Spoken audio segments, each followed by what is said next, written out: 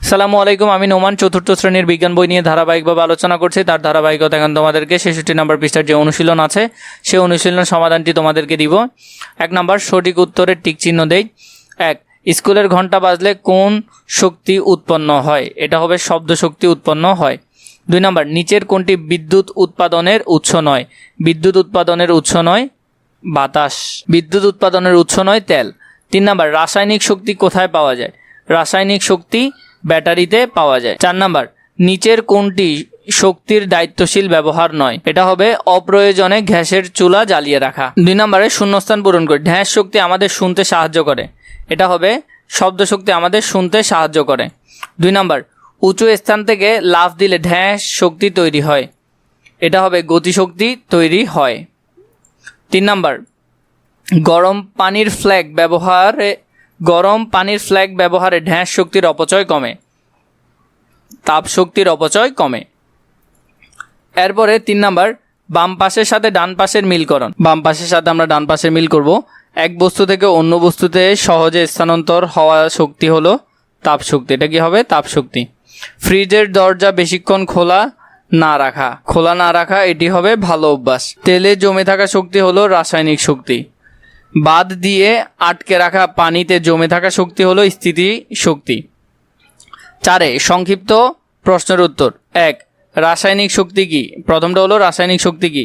তাহলে আমরা যদি এটার আনসার লিখি, 1 নম্বর, যে শক্তি পদার্থের মধ্যে সঞ্চারিত থাকে এবং রাসায়নিক বিক্রিয়ার মাধ্যমে বের হয় তাকে রাসায়নিক শক্তি বলে। উদাহরণ, ব্যাটারি, খাদ্য, তেল ইত্যাদি। 2 নম্বর, বিদ্যুৎ শক্তি বিভিন্ন উৎসের নামগুলো কি কি? বিদ্যুৎ শক্তির বিভিন্ন উৎসের নাম হলো সূর্য, বাতাস, পানি, জলবিদ্যুৎ, তেল, গ্যাস, কয়লা ইত্যাদি। 5 নম্বর, বর্ণনামূলক প্রশ্নের উত্তর। 1, গতিশক্তি এবং স্থিতিশক্তি বলতে কি বুঝি তা উদাহরণ সহ ব্যাখ্যা করি। প্রথমে এই প্রশ্নগুলোর উত্তর আমরা ছোট করে দেখব, এর পরবর্তীতে আমরা এগুলোর বড় উত্তরগুলো দেখব। 5 নম্বর, আমরা আগে ছোট করে একটু জেনে নিই। যেমন গতিশক্তি, কোনো বস্তুর গতির কারণে যে শক্তি থাকে তাকে গতিশক্তি বলে, যেমন চলন্ত গাড়ি, দৌড়ানো মানুষ। স্থিতিশক্তি হলো কোনো বস্তুর অবস্থান বা অবস্থানের কারণে যে শক্তি সঞ্চারিত থাকে তাকে স্থিতিশক্তি বলে, যেমন উঁচু স্থানে রাখা বস্তু, বাদে জমা পানি। তো এই সেম প্রশ্নের যদি আমরা উত্তরটা দেখি বড় আকারে, যেমন ধরো উত্তর লিখতেছি, শক্তি হলো কাজ করার সমর্থ। শক্তির বিভিন্ন রূপের মধ্যে গতিশক্তি ও স্থিতিশক্তি গুরুত্বপূর্ণ। 1, গতিশক্তি, যে শক্তি কোনো বস্তুর গতির কারণে সৃষ্টি হয় তাকে গতিশক্তি বলে। কোনো বস্তু যত দ্রুত চলে তার গতিশক্তি তত বেশি। উদাহরণ, চলন্ত গাড়ি, দৌড়ানো মানুষ, প্রবাহিত নদীর পানি ইত্যাদি। তারপর হলো স্থিতিশক্তি, যে শক্তি কোনো বস্তুর অবস্থান বা অবস্থার কারণে সঞ্চিত থাকে তাকে স্থিতিশক্তি বলে। এই শক্তি বস্তুটির স্থির থাকলেও তার মধ্যে জমে থাকা এবং প্রয়োজন হলে কাজে লাগানো যায়। উদাহরণ, উঁচু স্থানে রাখা পাথর, বাঁধে জমা পানি, ঢাকনা টানা ধনুক। উপসংহারে বলা যায় গতিশক্তি ও স্থিতিশক্তি একে অপরের সাথে সম্পর্কিত। স্থিতিশক্তি থেকে গতিশক্তি এবং গতিশক্তি থেকে স্থিতিশক্তিতে রূপান্তরিত হতে পারে। তাই এই দুই শক্তি আমাদের দৈনন্দিন জীবনে খুব গুরুত্বপূর্ণ। পরবর্তী প্রশ্নটা যদি দেখি, দৈনন্দিন জীবনে শক্তির দায়িত্বশীল ব্যবহার করতে কি কি করা উচিত? প্রথমত, অপ্রয়োজনে বাতি পাখা বন্ধ রাখা। এটা আমরা ছোট করে দেখছি, বড়টা একটু পরে দেখব। ব্যবহার শেষে ইলেকট্রনিক যন্ত্র বন্ধ রাখা, গ্যাসের চুলা অপ্রয়োজনে না জ্বালানো, ফ্রিজের দরজা বেশি সময় খোলা না রাখা, পানি অপচয় না করা, প্রাকৃতিক আলো ও বাতাস ব্যবহার করা।